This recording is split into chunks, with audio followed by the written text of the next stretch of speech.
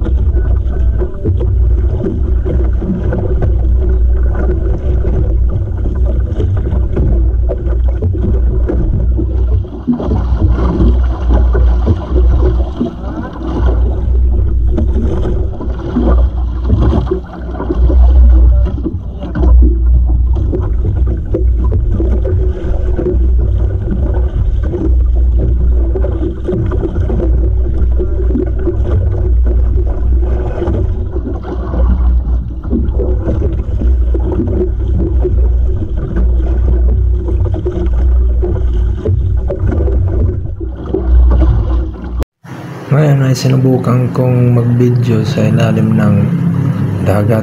Ayan na yung mga isda sa dagat. Mahirap lang mamana kasi malalim na yan eh. Tingnan nyo, gaganda ng isda. Sana makahuli tayo ng ganyan karami, no? So ayan ang ilalim ng dyan sa parola. Kung makikita nyo, yan yun. Bali yung GoPro ko, linagay ko sa ilalim. Yan yung pinaka ilalim ng parola. Tingnan nyo, iba't ibang klase ng isda, oh. Ang gaganda. Sarap mag ano ng lambat. Pero alam ko nahirapan ng lambat dyan kasi malalim na dito sa area na to eh. Ano, gaganda ng isda.